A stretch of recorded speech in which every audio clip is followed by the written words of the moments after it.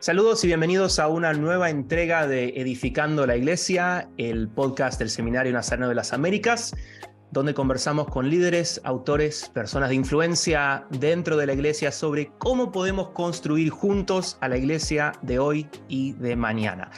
Hoy tengo el agrado de contar con la presencia del comunicador Giovanni Gómez, un amigo de ya hace bastantes años. Él es el director y fundador de Byte Project. Si no lo conocen, búsquenlo en redes sociales, búsquenlo en internet. Algo súper interesante, es una iniciativa cristiana que educa, promueve la Biblia, promueve ideas, teología, experiencias, todo tipo de cosas, en una forma muy interesante y moderna. Una presencia increíble en redes sociales, creo que 350,000 por ahí suscriptores en YouTube y en diferentes redes. Realmente un ministerio que está teniendo un impacto profundo desde Colombia para todo el mundo de habla hispana. Y como si eso fuera poco, Gio, también es el fundador de una agencia de marketing, diseño, comunicación, que hace un trabajo espectacular y colabora con muchos ministerios y también con agencias y empresas. Y bueno, es realmente un hombre posmoderno que hace muchísimas cosas, pero todo lo que me ha encantado, Gio, de conocerte es que lo haces todo con un corazón de servicio al Señor, y eso es lo más interesante. Así que bienvenido, ¿cómo estás y cómo está todo en Colombia? Hola Juan, ¿cómo estás? Muchas gracias por la invitación y un saludo para toda la audiencia del podcast. Un privilegio estar aquí y bueno, estamos muy bien, estamos muy bien. Yo vivo en Bogotá y ha estado lloviendo un montón el último año, creo. Así que se siente bastante frío, pero estamos muy bien por la gracia del Señor. Si querés más frío, te mando un poco de nieve de acá de Michigan. Tenemos un montón, no hay problema. Gio, nos gusta siempre empezar hablando un poquito acerca de tu trasfondo. Entonces, contame un poquito dónde te criaste y cómo llegaste a lanzar este ministerio con tanto alcance, tanta difusión. Bueno, es un salto cuántico entre mi trasfondo y cómo creamos Byte. Bueno, en realidad yo crecí en una zona rural de Colombia, en un pueblo muy pequeño, en el campo. Y bueno, de eso podríamos hablar un montón, pero como a los 15, 16, 17 años me mudé a una ciudad pequeña.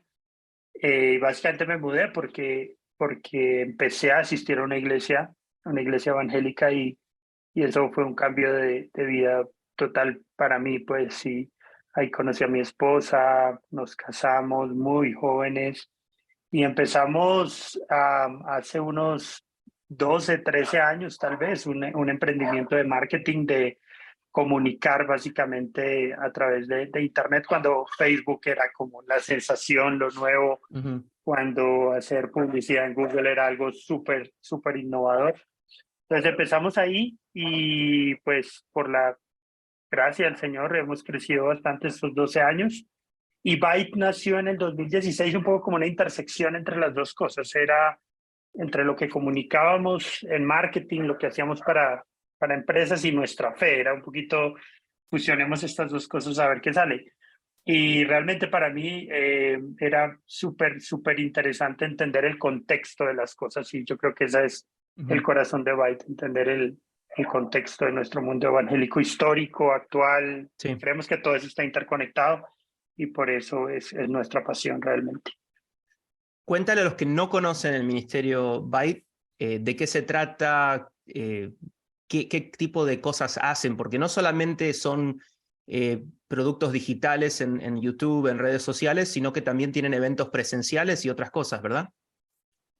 Sí, yo creo que queremos hacer más cosas de las que podemos hacer, pero las que por la gracia del Señor hemos podido hacer, básicamente son, como te mencionaba, hablan del contexto de la iglesia. El contexto de la iglesia, generalmente hablamos de historia de la iglesia, pero también hablamos de la actualidad de la iglesia.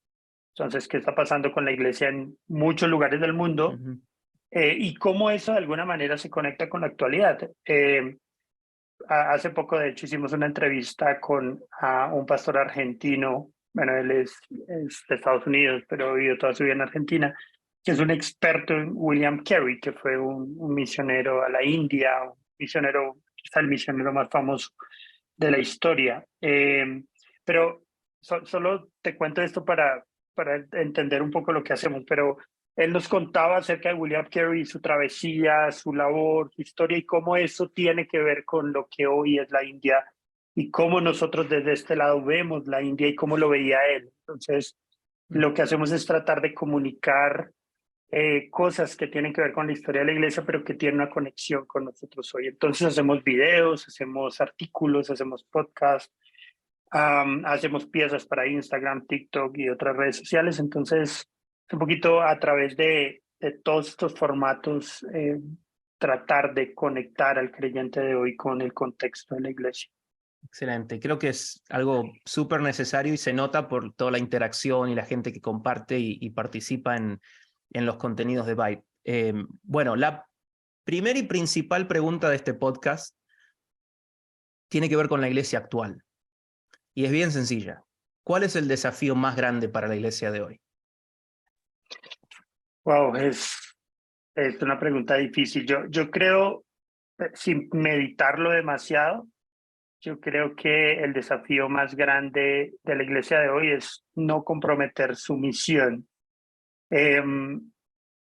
Yo recuerdo que, bueno, no sé, ahora que murió Benedicto, hay una película que se llama Los dos papas.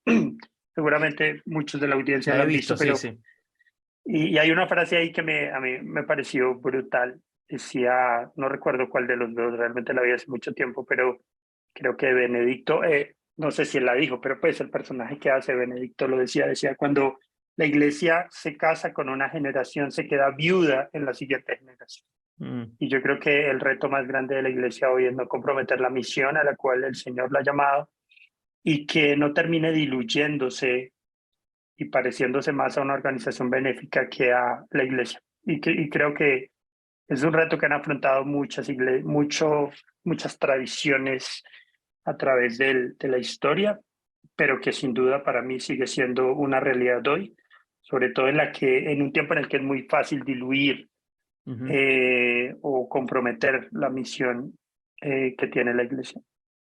Hoy en día hay mucha tensión en cuanto a todo lo que tiene que ver con ideologías y política y cómo eso se combina con la iglesia. Voy a decir más que con la iglesia, con la religión. Y lo digo muy a propósito, ¿no? Con la religión más que con la iglesia, porque la iglesia es otra cosa. Pero hay una confusión y sobre todo una división, ¿no? Donde todo el mundo tiene que, de cierto modo, tomar partido políticamente y todo eso se mezcla. En tu opinión, ¿qué rol debe jugar la iglesia en todo eso? Porque de cierto modo la tendencia hoy es que cada vez nos estamos compenetrando los que nos llamamos cristianos, a grandes rasgos, más y más metidos en la política y las ideologías y la filosofía y dónde tenemos que votar y dónde tenemos que tomar partido. Hay gente que tiene la opinión de que la iglesia tiene que abstenerse completamente de todo ese mundo político y de todo eso, y hay gente que tiene lo opuesto, ¿no? Debemos estar metidos 100%. ¿Cuál es tu opinión, basado en tu ministerio, en tu experiencia? ¿Qué rol debe jugar la iglesia en esta división de ideología y política que vemos hoy en día? Bueno, yo creo que el Señor nos ha llamado a cada uno de nosotros a cumplir un rol dentro del cuerpo de Cristo.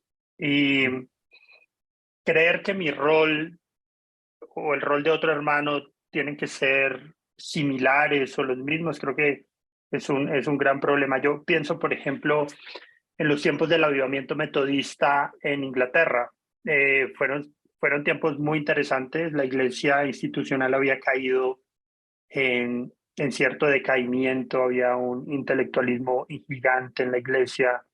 La iglesia había perdido de vista predicar el evangelio y muchas personas que de alguna manera deberían ser el primer objetivo de la iglesia en cuanto a comunicar el evangelio estaban olvidadas, pues escondidas detrás de la revolución industrial. Muchas de esas personas incluso trabajaban en domingo, no tenían tiempo ni siquiera de congregarse. pero hubo personas como George Whitefield o John Wesley, Charles Wesley, y en Estados Unidos Jonathan Edwards, que percibieron un llamado del Señor a comunicar el Evangelio mucho más allá de las cuatro paredes de la iglesia. Y bueno, fue donde nació todo este movimiento de predicar fuera de la iglesia. George Whitefield predicándole a mineros en su mina Ujú. y todo ese tipo de cosas. La iglesia creció de una manera increíble, tanto en Inglaterra como en Estados Unidos, y de ahí pues el resto del mundo crecieron las misiones, etcétera. Es un fenómeno de avivamiento quizá de los más grandes de la historia. Pero algo que me llama la atención es cómo este avivamiento permeó todas las áreas de la sociedad. Y llegó, por ejemplo, un personaje tan importante como William Wilberforce, que se convirtió prácticamente en el abanderado de la lucha para que el Reino Unido, el Imperio Británico, eliminara el comercio de esclavos de sus territorios. Y a veces pienso entre, por ejemplo, un personaje importante en este tiempo también fue John Newton, un comerciante de esclavos que luego se vuelve pastor y toda esa historia. Y John Newton y William Wilberforce eran muy amigos, pero cada uno cumplía su rol. Yo creo que cuando nosotros entendemos que hay personas que Dios ha llamado a dar una batalla política, como en el caso de Wilberforce, pero a otros nos ha llamado a hacer otra tarea y a otros nos ha llamado a proclamar el Evangelio, a predicar el Mm. Evangelio, creo que podemos comprender que no necesariamente hemos llamado a hacer todo, sino a lo que el Señor nos ha llamado a hacerlo bien. No sé si Mm. respondí a tu pregunta. No, no, creo que es una excelente respuesta. Y de hecho, un par de las personas con las que hemos hablado en esta primera temporada han tenido una respuesta similar. Eso es parte de lo interesante de este podcast y de esta temporada, es que estamos hablando con gente muy diferente, ¿no? Desde autores, pastores de mega iglesias, periodistas, empresarios, gente del ambiente de la música. Y hay estos hilos, ¿no? Que creo que vienen del fundamento bíblico, el fundamento del Espíritu Santo, la voz del Espíritu, que tienen que ver con cómo miramos este tipo de temas. Y creo que nuestra audiencia, que principalmente, como este es un podcast del Seminario Nazareno, son pastores, pastoras, líderes en toda Latinoamérica, podemos aprender mucho de eso, ¿no? De escuchar esos puntos en común entre tantas narrativas de personas con contextos muy, pero muy diferentes. Me gusta hacer una pregunta, hablando de la iglesia actual, que, ha dado buenas respuestas. Y estás en un punto de tu ministerio hoy en día donde has avanzado, has aprendido, tienes cierta visión. Pero si pudieras volver en el pasado y encontrarte a un joven Giovanni, tal vez ahí ese joven de 16, 17 años que estaba dando sus primeros pasos, ¿cuál sería el consejo que te darías para ponerte así, como encaminarte en la dirección correcta, en todo lo que ibas a hacer en los años que se aproximaban en ese momento? ¿Qué consejo te darías hace unas décadas? Bueno, es una pregunta bastante compleja. Yo constantemente pienso en el pasado y cómo hubiera sido diferente mi vida si hubiera tomado otras decisiones, si mis papás, o si, bueno, en fin. Pero siempre me da temor haber tomado otras decisiones que no me hubieran traído a la vida que tengo ahora. Mm. Eh, por supuesto que yo creo que mi vida podría ser mucho mejor, pero también pienso que podría ser peor, por otro lado. Eh, y estoy muy agradecido con lo que el Señor me ha permitido vivir y tener, con la esposa que tengo, con la hija que tenemos, con el ministerio, con la iglesia que tenemos. Eh, pero tal vez si le tuviera que dar un consejo, tal vez le diría que aprovechara mejor el tiempo. Yo creo que, yo creo que hoy a mí me duele no haber dedicado, aprovechado mejor mi tiempo para hacer cosas que tal vez hubieran sido más provechosas para lo que hago hoy. Haberme dedicado a estudiar más, tal vez Mm. teología, tal vez haberme dedicado más al estudio de la historia, eh, tal vez ese tipo de cosas, tal vez le hubiera dicho que aprovechara mejor el tiempo. Eh, pero como te digo, me da un poco de miedo, ¿no? Que Sí, las sí, cosas sí, no lo hubieran salido entiendo. mejor. ¿Te parece que la iglesia de hoy aprovecha bien el tiempo? ¿Invierte su tiempo en las cosas más importantes? Bueno, yo creo que no. Hace poco hicimos un video sobre lo que podría denominarse algo como una crisis en el evangelismo. Creo que hemos perdido mucho de vista lo que nuestros hermanos hace 40, 50 años, 30 años tenían muy claro, y es que el llamado de la iglesia es ir por todo el mundo y predicar el evangelio, de hacer Ujú. discípulos. Y creo que hemos perdido mucho de vista eso. Eh, Hoy por hoy nos hemos acostumbrado a una especie de rotación de personas en las iglesias, ¿no? O sea, salen de aquí, van a la otra, a la otra, a la otra, pero hemos perdido de vista alcanzar al perdido, al que no cree, al que es ateo, al que no tiene ninguna referencia de Dios o acerca de Dios en su vida. Entonces, creo que, creo que la iglesia pierde tiempo mirándose demasiado a sí misma, siendo muy orgullosa, perdiendo de vista que nuestro llamado es a ser discípulos. Wow. Y vamos a hablar, toda la segunda parte del podcast tiene que ver con el evangelismo y el crecimiento, así que vamos a hablar de eso en un segundo. Pero primero, con todos los invitados hacemos un pequeño juego que le llamamos el desafío contra reloj. ¿Estás listo? Ok, ok. Giovanni dice, ¿en qué me metí? ¿En qué me metí? Dice. El juego es este. Tenés 60 segundos. Yo te voy a decir preguntas que tienen respuestas sencillas, de una palabra o de un sí o no, cosas así. Y nada más me tenés que dar la mayor cantidad, no hay respuestas correctas o incorrectas, es la mayor cantidad de respuestas posibles en un minuto de tiempo, y al finalizar la temporada hay un ganador que tiene el título de campeón del desafío contrarreloj de la temporada 1. ¿Está bien? Ok, vamos. Bueno, y yo voy rápido también porque yo tengo que ir rápido para que vos puedas ir rápido. Así que no pierdas tiempo, es lo primero que se te viene a la mente. Esa es la dinámica. Ok.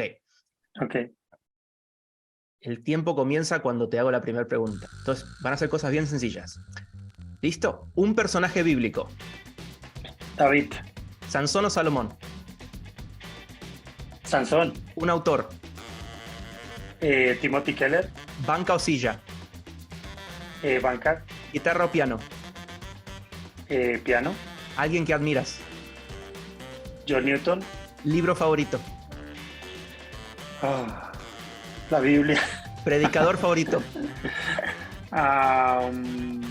uy, Jonathan Edwards, tal vez. Vestimenta formal o casual en la iglesia. Formal, Un libro de la Biblia.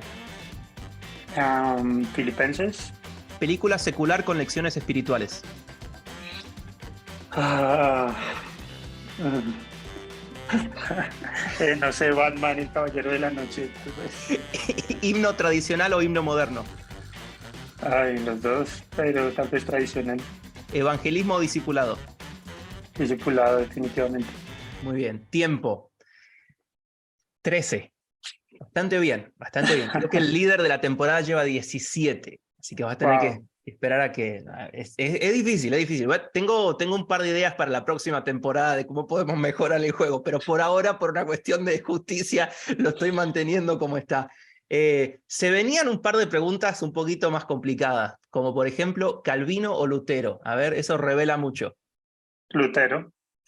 Me imaginé, si medio canal de YouTube son todas cosas de Lutero en Byte, por lo que he Sí, visto. bueno, Calvino es espectacular, pero creo que Lutero es un personaje eh, peculiarmente atractivo. Me Sí, encanta su vida y no estoy de acuerdo con muchas cosas que él hacía o decía, pero me encanta todo lo que confluyó para que existiera la figura de Lutero. sí, es cierto, es cierto. Bueno, hablemos de evangelismo y crecimiento. El evangelismo, eh, o déjame hacerte la pregunta así, el evangelio de Cristo es algo que naturalmente debe atraer a las personas, ¿sí? Ujú. Entonces las iglesias, las congregaciones, los grupos de cristianos, ¿no? Tienen que tener un plan de evangelismo con, vamos a tener esta estrategia, con este tipo de cosas, o simple y sencillamente deben vivir sus vidas estudiar la palabra juntos, servir al prójimo cuando las oportunidades aparecen y dejar que ese estilo de vida orgánicamente atraiga a las personas? Es una pregunta muy importante para la iglesia de hoy y del futuro, porque hay iglesias que se enfocan 100% en la estrategia de evangelismo y crecimiento y cómo lo vamos a lograr, y hay iglesias que prácticamente no hacen nada en cuanto a evangelismo y se enfocan, como decías antes, ¿no? Muy hacia adentro.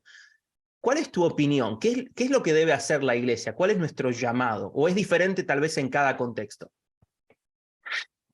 Ah, bueno, es una pregunta que ameritaría un paper gigante, pero yo creo que a través de la historia de la iglesia podemos ver algunos, como algunas evidencias de cómo la iglesia ha enfrentado esta inquietud. Por supuesto que uno debería ver el modelo bíblico en primer lugar, ver cómo la Biblia nos presenta el modelo o cómo la Biblia o busca que nosotros seamos como iglesia o que nosotros como iglesia nos comportemos frente al tema de ser discípulos y el tema del evangelismo.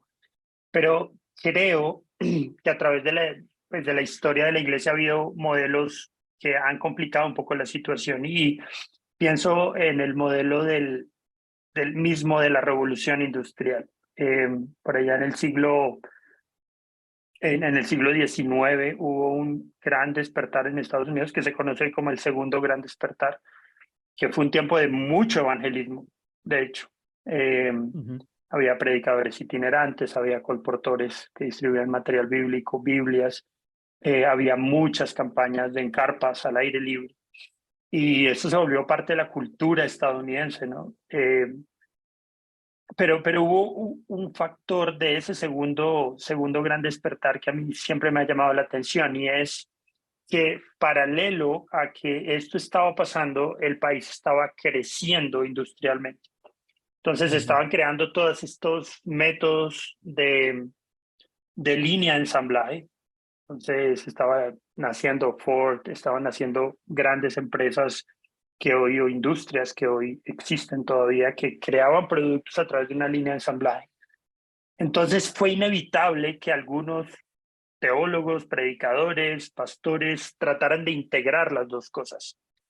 Entonces se crearon todas estas líneas de ensamblaje de creyentes, ¿no? O sea que si tú llegas, presiona los botones correctos, la persona va a acceder a escuchar y luego si accede a escuchar, entonces la vamos a meter en una lista de seguimiento, luego la vamos a llamar, y entonces si haces todos estos pasos metodológicamente, al final vas a producir un creyente. Esto pues se metió en lo profundo de la cultura evangélica gringa, pues estadounidense, hasta el punto en que pues eso fueron muchos de los modelos que se exportaron a América Latina, estos modelos de crecimiento, estos modelos de tener una iglesia enfocada en ciertos nichos específicos, que clase alta, que clase popular, que gente de cárceles, que universitarios. Todos estos modelos fueron modelos que respondieron como digamos que una dinámica de mercado un poco, ¿no? De oferta y demanda, etcétera. Entonces yo creo que hay que, primero que todo, pensar cuál es el fin de nuestro evangelismo, o sea, cuál es el objetivo final del evangelismo, o sea, porque el evangelismo no es un fin en sí mismo y hacer crecer la iglesia no es un fin en sí mismo. Hay otros fines mucho más grandes o un fin mucho más grande y es la proclamación del evangelio de Cristo y es el ser humano está perdido sin Dios, está alejado del Señor. Cristo vino a solucionar ese problema y a través de su sacrificio en la cruz, a través de su obra y su resurrección, nosotros podemos tener vida eterna. Si ese no es el centro, si el evangelio no es el centro de nuestro evangelismo, pues simplemente no es evangelismo. Si el hacer discípulos y simplemente tratar de convencerlos de que mi iglesia es la mejor, de que la visión que Dios le dio a mi pastor es la mejor, o de que estar en mi iglesia es lo mejor que le puede pasar a la persona, pues creo que hemos perdido de vista lo que significa el evangelismo. Si el fin es al final que mi iglesia sea muy grande y no plantar nuevas iglesias en lugares donde hay necesidad, creo que ahí podemos tener podemos tener problemas. Entonces, en fin, yo creo al final, para responder a tu pregunta, que hoy por hoy debemos revisar muy bien cuáles son los modelos de evangelismo que tenemos y pensar, de acuerdo, como tú lo decías al final, a nuestro contexto, qué es lo que más conviene para el evangelismo. Hay lugares donde el evangelismo es muy distinto en América Latina, que en Estados Unidos, que en Europa, que en África, y son realidades diferentes. Ujú. Las generaciones van cambiando y hablamos un poquito al principio acerca de las generaciones. Hace unas décadas, por ejemplo, el uso de guitarras o instrumentos de percusión en la iglesia no eran aceptados, mientras que hoy en día es difícil encontrar una iglesia donde no haya una guitarra o una batería. Entonces, hay cuestiones que son culturales y generacionales que muchas veces la iglesia se demora en adaptarse a esas cosas y pierde la oportunidad de conectarse con una nueva generación. Sin embargo, también hay un gran riesgo, que creo que es lo que mencionabas al principio de nuestra conversación, en que la iglesia nada más se preocupe y le importe adaptarse a las últimas tendencias y a lo que la nueva generación quiere, y se convierta casi como en una empresa con el único fin de perpetuarse a sí misma con nuevos miembros y hacer lo que sea para llegar a esas nuevas personas, y en cierto modo empezar a diluir el verdadero mensaje del evangelio, ¿no? Del objetivo final, que es tener esa relación personal con Cristo. ¿Cómo puede la iglesia adaptarse a los cambios generacionales y culturales sin perder la esencia de lo que es el cuerpo de Cristo? ¿Cómo podemos encontrar la balanza cuando hay tantos temas y tantas cosas que de hecho con tu ministerio debaten y educan el día de hoy, que si bien podemos encontrar lecciones en la Biblia, no es que están delineados, no específicamente blanco y negro en las escrituras? Entonces muchas veces hay cuestiones que se debaten sobre qué tipo de instrumento musical se puede usar o bueno, qué estilo de música. El rap, ¿no? Me acuerdo cuando yo era adolescente y un poco más joven, ¿no? El rap. No, eso no tiene lugar en la iglesia. Y después cuántos raperos cristianos que empiezan a conectarse con las nuevas generaciones con ese estilo de música, con un mensaje hermoso y de mucha bendición y que llega a esos oídos. Entonces, ¿cómo puede la iglesia adaptarse sin perder la esencia? Bueno, yo creo que aquí hay que distinguir como las esferas, ¿no? Estas esferas que hablaba Kuyper. O sea, tenemos diferentes esferas en la sociedad en la que el cristiano tiene que moverse. Tenemos una esfera de la iglesia, tenemos una esfera del trabajo, de la familia, etc.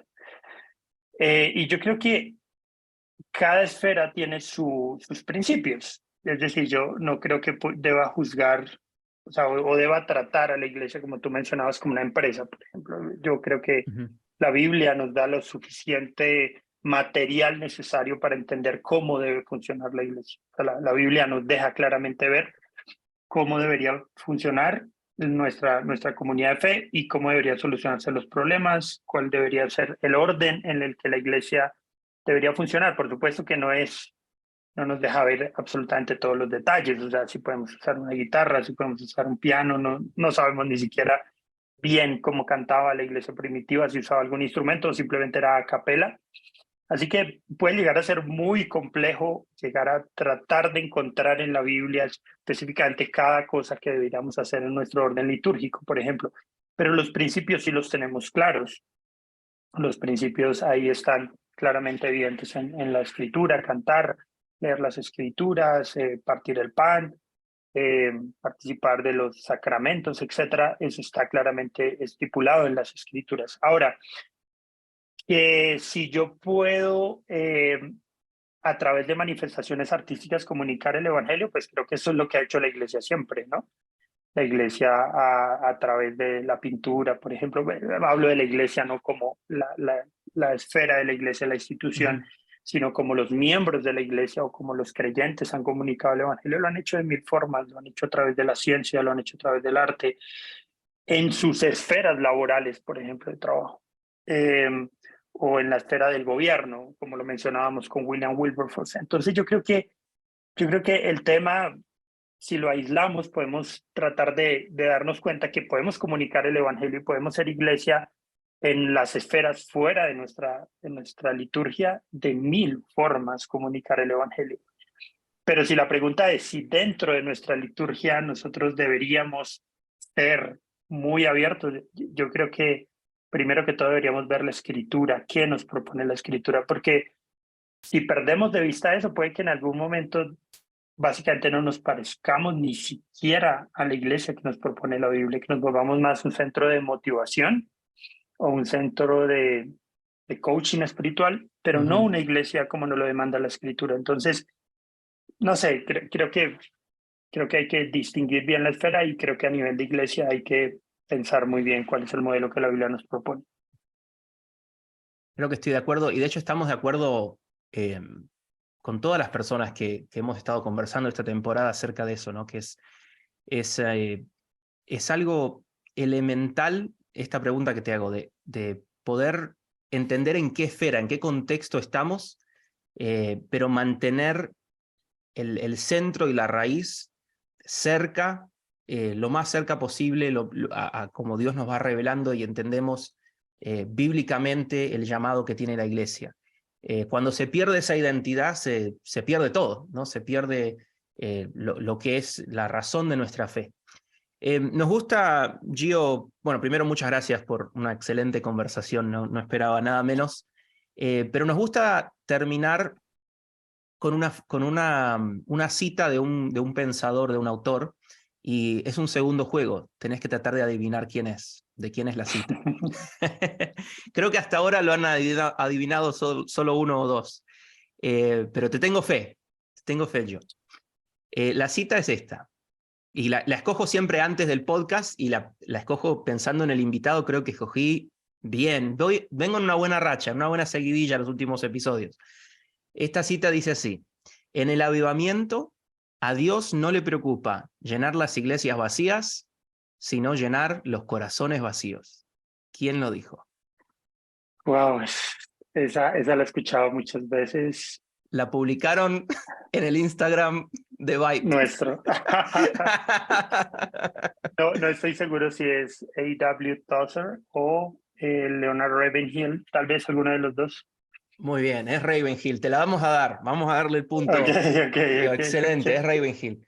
¿Qué concepto, ¿no? Para ponerlo en una camiseta. Yo hoy, bueno, no me ven en el podcast, pero en el video cuando lo publiquemos en Facebook, sí, hoy tengo una de los Lions de Detroit.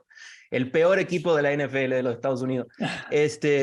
Pero tendría que tener una camiseta que diga eso. A Dios no le no le importa llenar las iglesias, lo que le importa es llenar los corazones. ¿Te parece que hay un poco de un movimiento de exitismo? Porque sobre todo en Latinoamérica nos gusta tanto mirar para el norte, mirar para arriba, y nos obnubila, nos distraen las cosas exitosas tanto, ¿no? Y vemos a veces las mega iglesias con miles y miles de personas. Ese no es el objetivo. ¿Te parece que hay un poquito de confusión en la iglesia de cuál es el objetivo de un avivamiento cuando tanta gente ora por avivamiento y tal vez nos equivocamos qué es lo que estamos pidiendo? Wow, sí, sin duda. Hace poco publicamos un artículo en la web sobre un avivamiento en Escocia y es un artículo escrito para Banner of Truth hace un montón de tiempo, pero me llamaba la atención que sigue siendo súper vigente porque a veces creemos que el avivamiento necesariamente, yo creo que en parte sí, pero no necesariamente tiene que ver solo con sentir cosas, ¿no? O sea, como con, no sé, personas hablando en lenguas o personas teniendo como ciertas experiencias espirituales.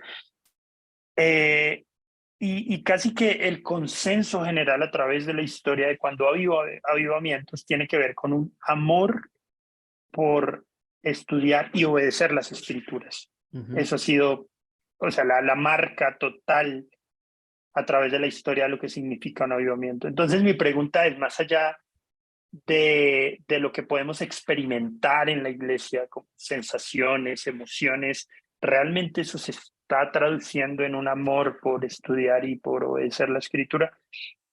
Creo que esa debería ser la pregunta, porque yo me temo que para muchas iglesias el punto es, tanto grandes como pequeñas, el punto es como obedecer a una lógica de mercado de oferta y demanda. ¿Qué me está demandando la gente que quiere venir a la iglesia? ¿Qué puedo ofrecerle de lo que Mm. me está demandando? Entonces simplemente se cae en un pragmatismo como el de la sociedad en la que vivimos. Yo creo que vivimos en una sociedad profundamente pragmatista. O sea, la Biblia no es eso. Si uno piensa en pragmatismo, uno tiene que descartar a gran parte de los personajes de la Biblia. Por ejemplo, Jeremías. Jeremías predicó toda su vida y nadie se convirtió. Entonces podríamos, si lo juzgamos con los lentes de hoy, sería la persona No le más estás haciendo buen fracasada. marketing al pobre Jeremías. Sí, no, y bueno, Jonás, pensemos en miles de No lo personajes seguía que ni nadie, no lo siquiera. seguía nadie en TikTok a Jeremías, pobre. Así es, así es, así es. Ah, Entonces, la Biblia no es para nada pragmática, pero nosotros sí lo somos, porque nuevamente somos unos hijos de la industrialización en la que la producción y los rendimientos son la regla. Y sí. si no vemos que nuestra iglesia crece, que tiene muchos números, entonces nos frustramos. Pero mira, a mí me llama, y es que no quiero alargarme con esta respuesta, pero a mí me llama mucho la atención eh, que muchos de los misioneros que nosotros admiramos y que nos impactan profundamente hoy, sus vidas no tuvieron resultados. O sea, Mm.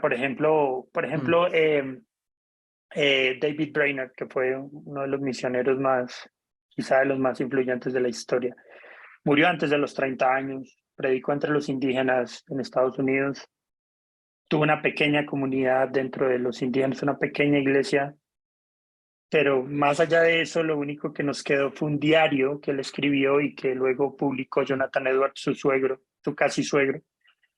Eh, pero realmente no tuvo muchos resultados, pero ese diario ha influido en miles, quizá cientos de miles de misioneros que han leído ese diario y que han sido inspirados a ir y obedecer el llamado. Mm. Entonces yo creo que la iglesia debe ser todo menos pragmática.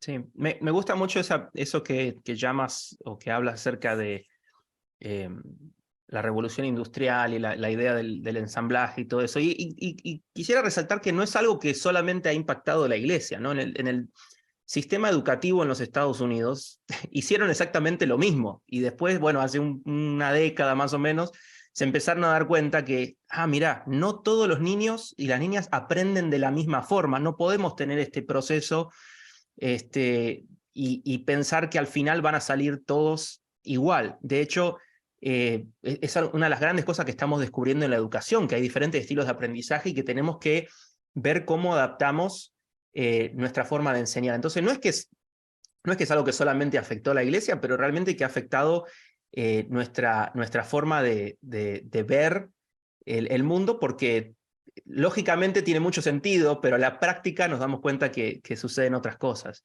Y también lo que mencionabas acerca del avivamiento, y volviendo a la frase con la que cerramos hoy, eh, han habido avivamientos,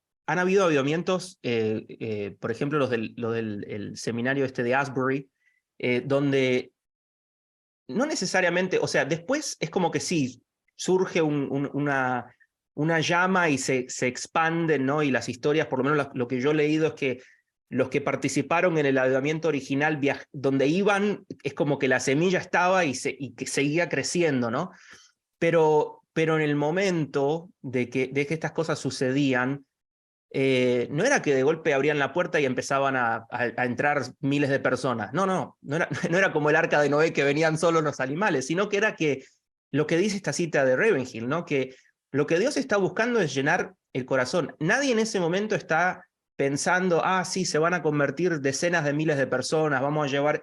No, es ese momento donde la persona se sincera con Dios y realmente Dios puede hacer algo muy, muy especial cuando un grupo de gente participa en eso en comunidad, ¿no? Hay algo especial. Siempre preguntamos esto, creo que los pastores, los líderes. ¿Se viene un avivamiento? ¿Estamos en un avivamiento? ¿Cómo ves la temperatura? ¿O tenemos que dejar de pensar en los avivamientos y enfocarnos en llenar nuestro corazón con Dios y con la palabra de Dios? Yo creo que, bueno, Jesús dijo que el camino es angosto, ¿no? Y son pocos los que lo hallan. Yo creo que la iglesia del Señor, o sea, la verdadera iglesia invisible, universal, católica, universal del Señor, siempre ha sido invisible, pero es pequeña. Salvo en tiempos de avivamiento, como que eso se ensancha un poco y crece un poco, pero luego vuelve a ser pequeña. Entonces, claro, puede que mis puntos de vista sean un poco, o puedan interpretarse como conformistas, como este hermano interesante, pero parece que todo el tiempo está pensando en que esto no, o en que no deberíamos pensar en grande o hacer cosas en grande para el Señor. Pero la realidad es y ha sido así. Por ejemplo, yo pienso en países de Centroamérica, el triángulo centroamericano de Honduras, El Salvador, Guatemala, que son los países de Latinoamérica que más evangélicos concentran. Estamos hablando de entre el 40 y el 50% que en teoría de personas se declaran o se confiesan evangélicas. Pero si tú miras, o sea, tú miras eso en la esfera de la iglesia, pero si tú miras eso en la esfera, o en las otras esferas, en la esfera de la familia, en la esfera económica, política, etcétera, tú no ves eso. O sea, tú ves países que tienen muchos problemas de corrupción, tú ves países que tienen problemas serios, por ejemplo, bueno, y tú lo conoces muy bien, de esto de desmembramiento familiar, ¿no? De que alguno se fue para Estados Unidos, dejó a la mitad de su familia en el país y los problemas que eso genera a largo plazo. Entonces, yo creo que podemos pensar que porque hay tanto evangélico hay un avivamiento ahí, pero la realidad es que si lo hubiera, eso se tendría que ver en la sociedad. Entonces yo creo que ahí básicamente no hay un avivamiento porque no hay ni amor por la palabra ni por obedecerlo. Entonces yo creo que eso puede ser un tema casi que a lo largo de América Latina. Por supuesto que todos deseamos un avivamiento, por supuesto que todos deseamos una sociedad en la que nuestro testimonio sea tan fuerte, nuestro amor por estudiar y obedecer la palabra sea tan fuerte que los demás vean en eso y seamos una comunidad que atrae a otros creyentes por la fuerza del testimonio. Pero desafortunadamente no está sucediendo ahora. Y bueno, yo creo que nuestra oración debe ser que eso suceda. No sé si va a suceder ya, quiera Dios que sí, pero bueno, dependemos de la providencia y del plan del Señor en ese sentido. Así que Amén. Oremos por eso, pero bueno, tratemos de un poco de provocarlo siendo luz, ¿no? Amén, amén. Gracias a Dios que podemos tener siempre esa esperanza. Es lo más lindo. Gio, ¿dónde te puede encontrar la gente? ¿Dónde puede encontrar los contenidos de Byte? Bueno, estamos en byteproject.com, nuestra página web, y en las redes sociales, prácticamente todas las más conocidas: YouTube, Instagram, Twitter, TikTok. Pueden buscarnos o podcast como @byteproject. Project. BITE. Sí. Y en TikTok te encontramos bailando también, me comentan. Sí, por supuesto. Muchas gracias por participar el día de hoy. Recuerdo siempre seminarionazareno.net, que es la página web del seminario. Tenemos muchísimos programas no solamente para pastores y personas que quieren hacer la carrera del pastorado, pero también para gente que es líder de ministerio o que simplemente quiere saber más. Por ejemplo, tenemos cuestiones acerca del tema escatológico. Bueno, pueden estudiar en diferentes formatos, diferentes niveles de estudio, se adaptan al nivel de educación de cada persona. desde lo más elemental hasta niveles de maestría y más avanzados. Así que los invitamos como siempre y también que nos veamos la próxima vez en este podcast. Gio, muchísimas gracias por estar con nosotros el día de hoy y nos vemos la próxima vez aquí en Edificando la Iglesia. Juan, muchas gracias por la invitación, gracias a todos los oyentes del podcast y bueno, un abrazo y estamos para servir. Muchas gracias, hasta la próxima.